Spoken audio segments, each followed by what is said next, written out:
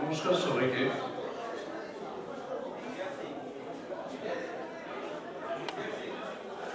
নমস্কার সবাইকে, শুভ সন্ধ্যা।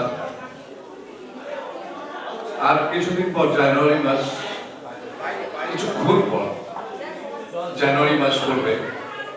আর জানুয়ারি মাসে আমরা দুটো দিন খুব বিখ্যাত। একটা হচ্ছে 23শে জানুয়ারি, আরেকটা হচ্ছে 26শে জানুয়ারি। 23শে জানুয়ারি কেন বিখ্যাত সেটা বোধহয় সবাই জানে। হ্যাঁ, বিখ্যাত এই কারণে বাংলার এক মহান সন্তানের জন্য আমরা গর্বিত। স্বাধীনতা আন্দোলনে তার ভূমিকা অনস্বীকার্য। তাকে নিয়ে লেখা আমার কবিতা ফিরে আসুন একবার। রাস্তার মোড়ে আজ আবার দেখলাম আপনাকে, একটা 3 ফুটের টেবিলের উপর আপনাকে ঘিরে কিছু লোক জমায়েত, একটা ফুলমালা।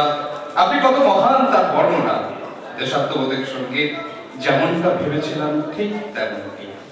ভোর থেকে সকাল, সকাল থেকে বেলা হতে ছুটির দিনটা কালচে হয়ে উঠছে।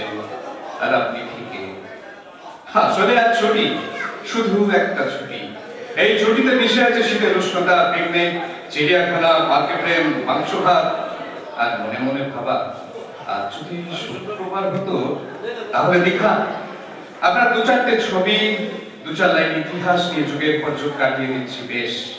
সময় বলে এটাও বলি অভ্যাসবশত, আপনি থাকলে দেশটা অন্যরকম হতো।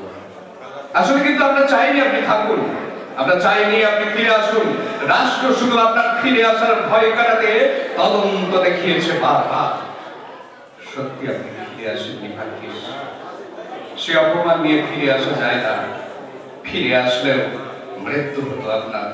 হ্যাঁ, আপনাদের হাতে, রাষ্ট্রের ইশারাতে। কেন? আপনি বলতেন লাইনে দাঁড়াতে, আপনি বলতেন রক্ত দিতে, আপনি বলতেন স্বার্থ দিতে, আপনি বলতেন নিদ্রা ভাঙাতে, আপনি বলতেন দেশকে ভালোবাসতে। ভালোবাসতে আমরা পারতাম না, আমরা আপনাকে সহ্য করতে পারতাম না। বলতাম হিটলার, স্বৈরাচারী অথবা অসহ্য রাষ্ট্রবাদী। আমরা পারিনি বলেই আপনি ফিরে আসেননি। তবু ভাবি, বিশ্বাস করুন, কি করে পেরেছিলেন আপনি? পারলেনি যখন, ফিরে এলেন না কেন? ফিরে এসে চাবক মারতেন এই জাতির গায়ে, শিখিয়ে দিয়ে যেতেন লাইনে দাঁড়াতে, শিখিয়ে দিয়ে যেতেন রাস্তায়, শিখিয়ে দিয়ে যেতেন রক্তের মূল্যবোধ, দেখিয়ে দিয়ে যেতেন ঘুম ভাঙা সকাল, বুঝিয়ে দিতেন নিঃস্বার্থ সেবার তৃপ্তি। বুকের ভেতর আবাদ করতেন দেশপ্রেমের চেতনা। একটা অন্যরকম দেশ হতো আমার, একটু অন্যরকম আমি। ভালো থাকবেন নেতাজি, যেখানেই থাকুন একবার ফিরে আসুন।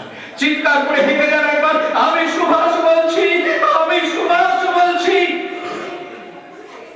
তোমরা আমাকে রক্ত দিও, আমি স্বাধীনতা নিয়ে ফিরছি। এখনো সময় আছে, ফিরে আসুন একবার। আমি পিঠ পেতে রইলাম আপনার চাবুকের আঘাতের অপেক্ষায়।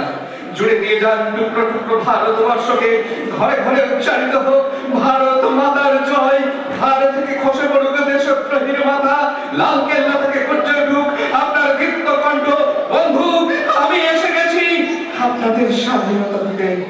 আমার বুকের হাপড়ের স্বাধীন বাতাস ভরে গিয়ে উঠবো ফের। বন্দে মাতরম, বন্দে মাতরম, বন্দে মাতরম। এটা যেন আমাদের অন্তরের একটা নিঘুর শব্দ। এই শব্দকে আমরা সবসময় যে কোনো জায়গায় ওই ট্রাইকালার বা এই শব্দটা যখনই হয়, শান্ততম মানুষেরও যেন গায়ের তখনই দিয়ে ওঠে। শান্ততম মানুষ তখন যেন দৃঢ় হয়ে যায়। এই যেন সেই ডাক, সেই শব্দ যা মানুষকে উদ্দীপিত করে। বন্দে মাতরম। এখন আমরা এক বাবার ঝামেলায় ফেলা কাণ্ড এখন সামনাসামনি দেখব।